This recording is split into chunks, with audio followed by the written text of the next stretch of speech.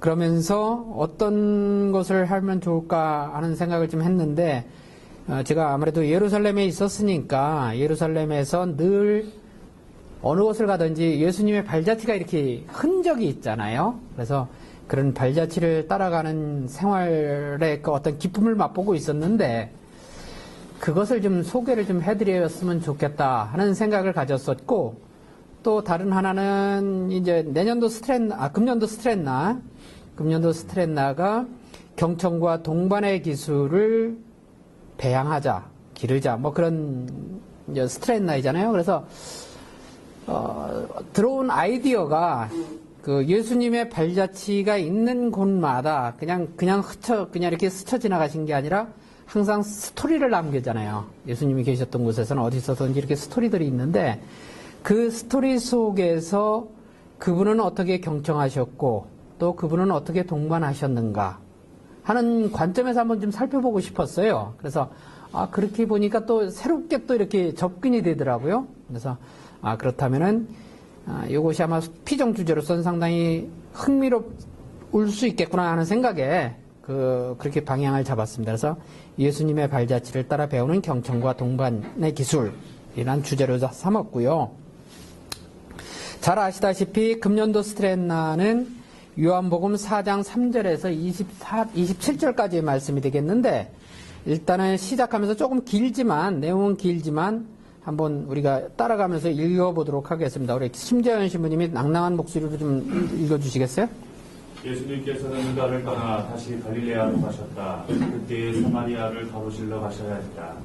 그렇게 하여 예수님께서는 야곱이 자기 아들 요셉에게 준 땅에서 가까운 시카르라는 사마리아의 한 고을에 계셨다. 그곳에는 야곱의 우물이 있었다. 길을 걷느라 지치신 예수님께서는 그 우물가에 앉으셨다. 때는 종업 무렵이었다. 마침 사마리아 여자 하나가 물을 기르러 왔다. 그러자 예수님께서 나에게 마실 물을 좀 다오 하고 그 여자에게 말씀하셨다. 제자들은 먹을 것을 사러 고을에 가 있었다. 사마리아 여자가 예수님께 말하였다. 선생님은 어떻게 유다 사람이시면서 사마리아 여자인 저에게 빠른다. 예, 계속 읽으세요. 네. 선생님이 예수님께서 예, 다시 한번 그러면 네. 조금 이게 속도가 설정이 돼 있으니까 조금만 좀 처음부터.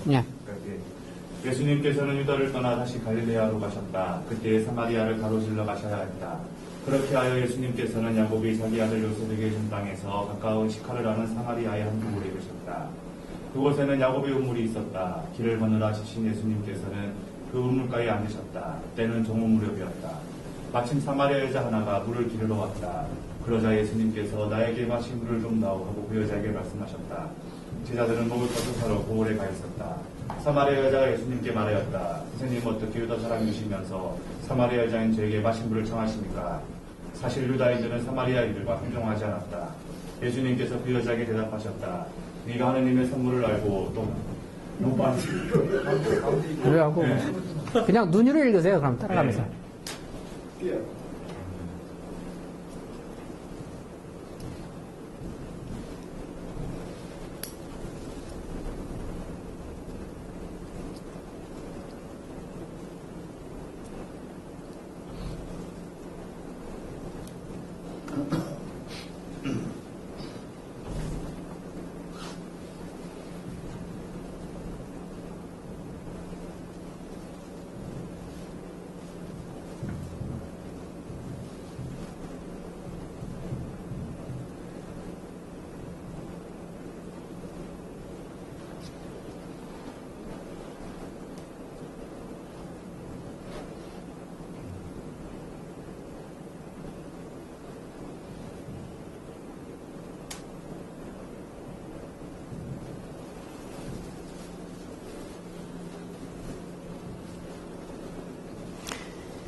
네, 이 요한복음 4장 3절에서 27절의 말씀은 스트렛나의 그 도입 부분의 말씀이 되기 때문에 아마 1년 내내 우리가 이 부분에 대해서는 많이 들을 기회가 있을 거고 또 공부할 수 있는 그런 기회가 많이 있을 거라고 생각되어집니다. 사실 여기 사마리아의 이 고을, 그러니까 시세켐이라는 그 고을인데, 이 고을은 지금 팔레스타인 자치구역에 있기 때문에 접근하기가 쉽지가 않아요. 그래서 제가 솔직히 얘기해서 여기는 못 가봤습니다.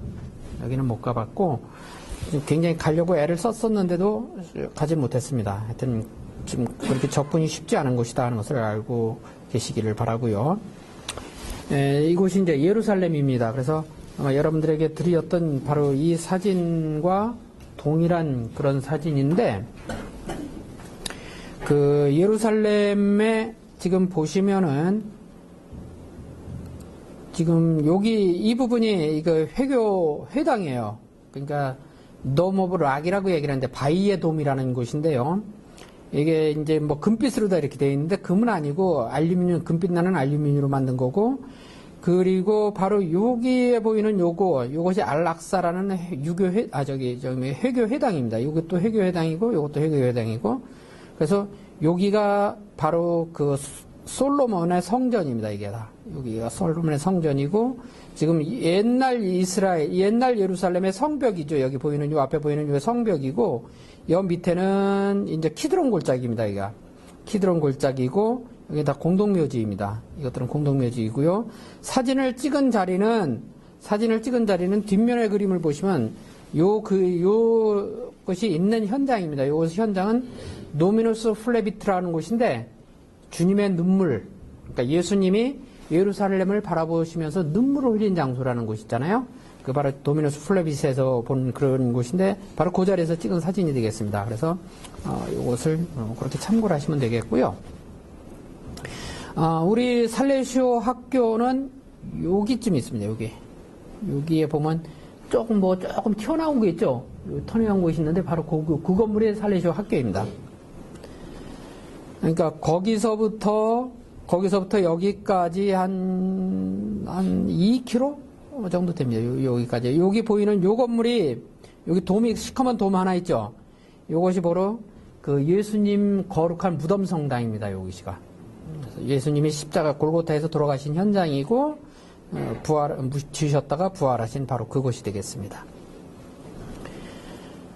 예, 그러면은 제가 있었던 살레시오 학교를 보도록 하겠습니다. 라티스본 모나스테리라고 얘기를 하는데, 이 라티스본 모나스테리는 1870년경에 지어진 건물이에요. 그래서 이게 수도원입니다. 원래 수도원 건물로 지어져 있고, 지금 현재 명칭도 모나스테리예요. 그러니까 살레시안 모나스테리라고 얘기를 하는데, 아마 우리 전 세계 살레시오 공동체 중에서 모나스테리라는 이름으로 불리는 데는 여기밖에 없을 거예요.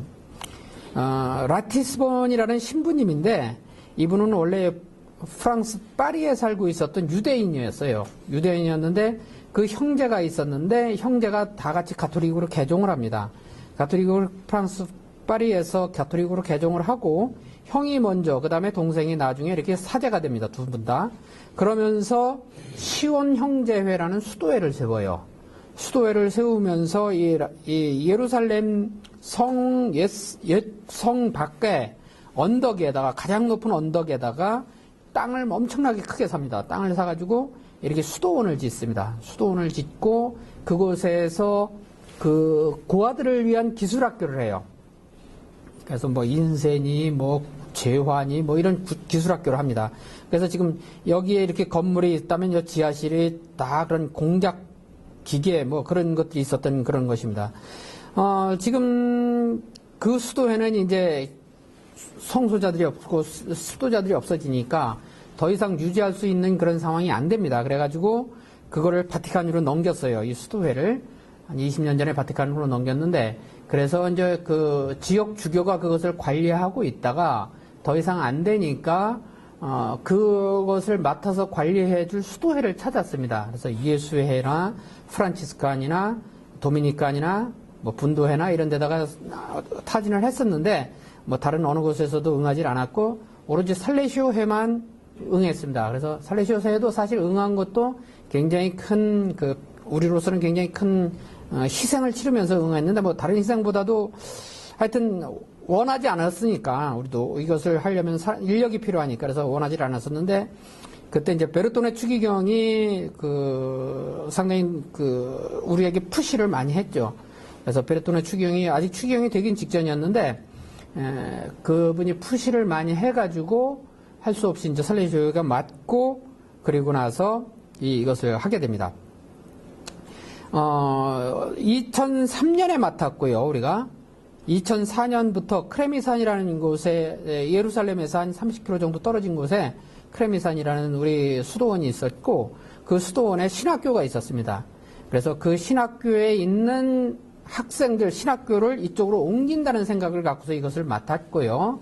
그 다음에 이쪽으로 옮기면서 2004년에 옮겼습니다. 그래서 이곳에서 옮겼는데 보시다시피 방이 이렇게 많이 있습니다. 그래서 한 40개, 50개 정도 방이 있습니다. 방이 50개 있고 그 다음에 지금 학생들이 38명의 학생들이 있습니다.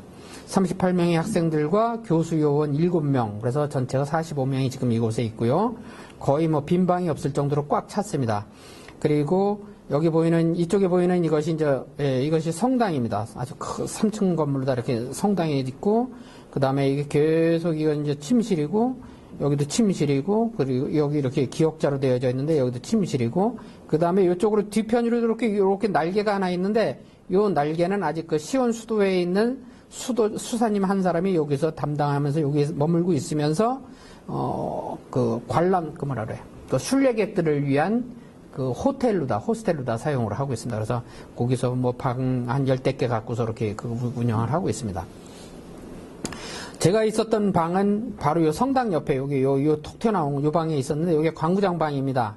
그래서 다른 방이 없는데 광구장 방이지만 광구장이 전혀 나타나질 않으니까 제가 6개월 동안 요 방에서 있었습니다.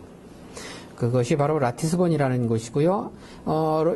예루살렘에서 가장 높은 자리에 있기 때문에 아주 예루살렘 시내를 잘 이렇게 옥상에 올라가면 잘 바라볼 수 있는 그런 조망할 수 있는 것이고, 여기 보면 가운데로 톡 튀어나온 곳이 있는데 여기에 베드로 성인의 상이 있습니다. 베드로 상이 있고, 아까 그 예루살렘 전체 그 그림을 봤을 때 뭔가 이렇게 뾰족하게 나온 게 있었죠. 바로 그게 이 부분이고, 이 뒤에 보이는 건물들은 이것들은 아파트입니다. 아파트인데 이 아파트를 지은 땅도 이 라티스본에 해당이 됩니다. 소속이 되어 있습니다. 그런데 그 지역 주교가 이것을 관리하던 어느 순간 이 지역 주교가 이것을 임대해 줬어요. 50년인지 100년인지 모르지만 그 땅을 임대를 해 줬습니다. 그래서 거기다 아파트를 지은 겁니다. 그리고서 이제 지금 그 외부인들이 살고 있는데 굉장히 호화로운 고급 아파트입니다. 지하에 가면 아주 큰 수영장도 있고 그러는데 굉장히 아름답게 잘 되어 있는 그런 곳입니다.